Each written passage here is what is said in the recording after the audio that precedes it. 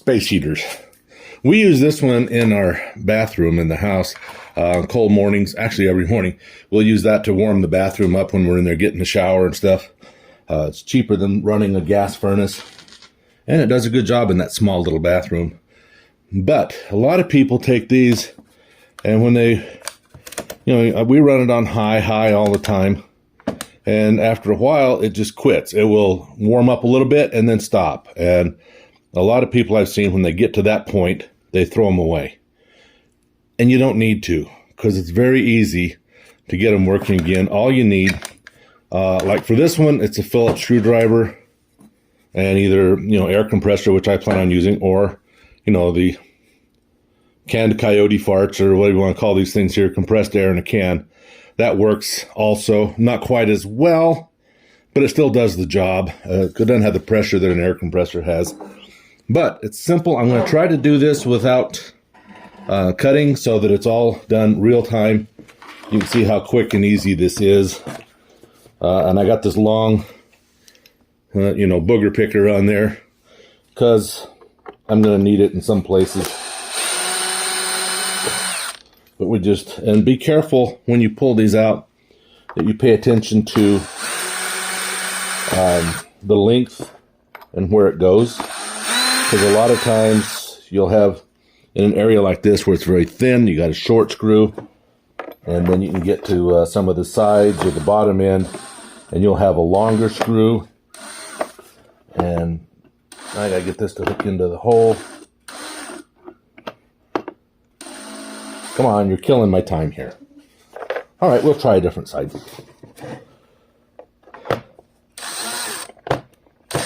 There we go. See that one there? That's a short one too, so that's good. But some things they'll have different lengths of screws, and you got to watch out for that.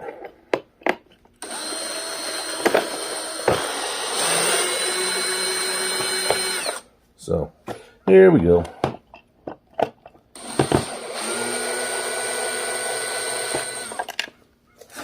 Some people will tell you not to use a power tool to take these apart. I got arthritis in my hands, and I need to use power tools as much as I can. Got osteoarthritis in my thumb, and it doesn't like to grip and hold on to things. All right, that's needing to go a little deeper, looks like. Let's see if it'll fit in there if I do that. Because it's way down inside.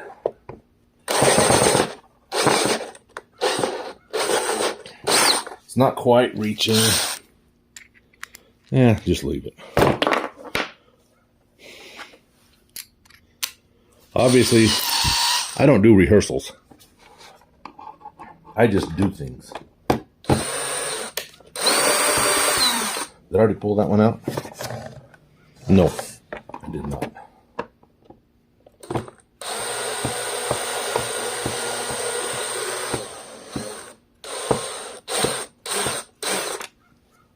Now it's out.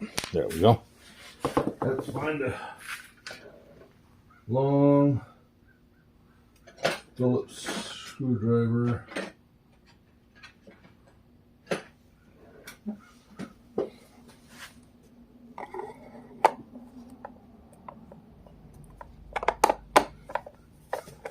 And pull it out. That one's very deep. But I'm going to turn it over and dump the screws out.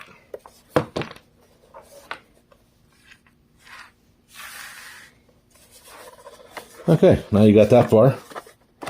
Let's just pop the two halves apart.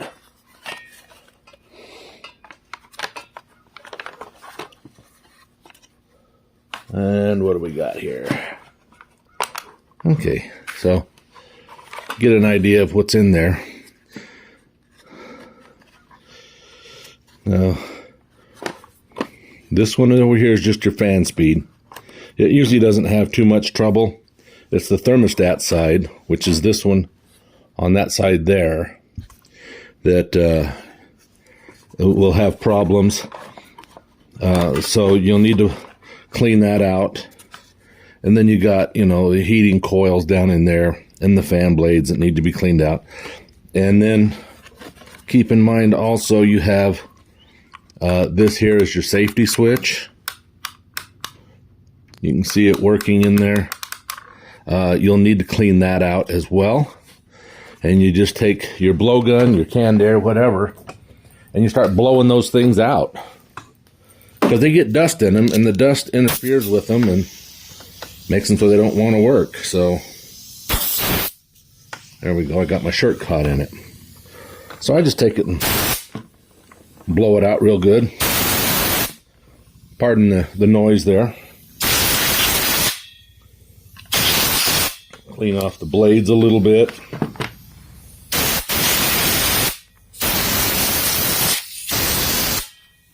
And there goes my screws. So be careful which way you're blowing. I do this about once a year. I end up doing this. We've had this one for 4 years. 4 years? 5 years? And it's still plugging away. Let's see if I can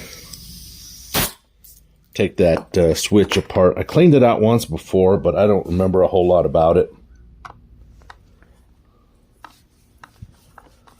So I will see what we can do here.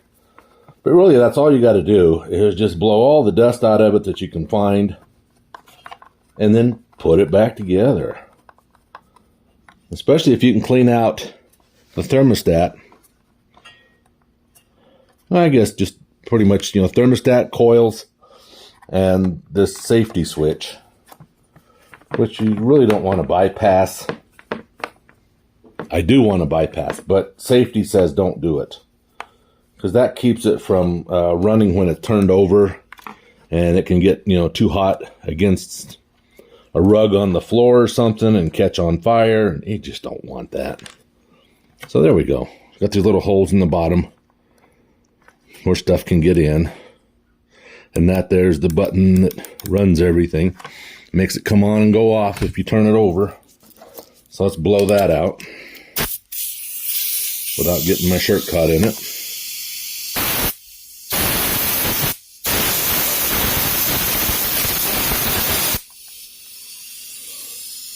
I don't know how much actually gets in there, but I know that when I've cleaned it before, it made it go longer. So I just make sure I do that.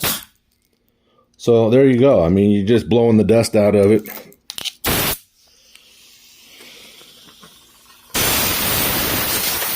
And that cleans off these grates on the back when you blow it, from inside out. So that gets cleaned off. Clean that off.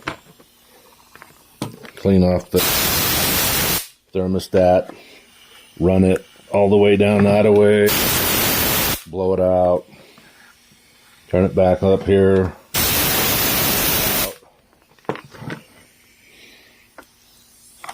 Then you got some stuff right in here, some wiring in there that you can probably blow. And now it's done. All I got to do now is put it back together, just the opposite of how you took it apart. And it should give you, more years of service. I think I ran one little one like this for 12 or 15 years doing this before it finally just would not take anymore. And had to replace it. And that's why I have this one now. Because the other one finally completely gave up. But that's better than buying a new one every year. I know they're not that expensive, but with the cost of everything going through the roof the way it has lately, saving every penny helps. And a lot of times, you can't just get away and go get another heater. And like where we use this one all year round,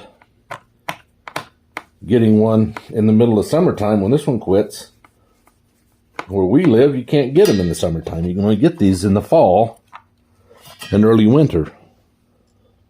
And then they switch over to fans and portable air conditioners and stuff for the rest of the year. So, yeah, you just blow the dust out, start over. Generally, that's all they need to get them going again. All right, the switch is in. Put this back on.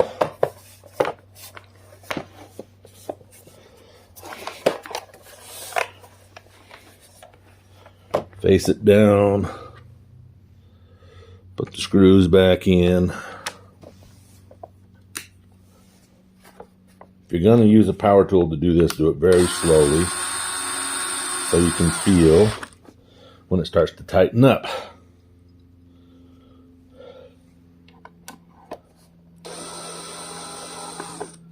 Problem with doing them down in there is you don't know if you're getting it in the hole or not, but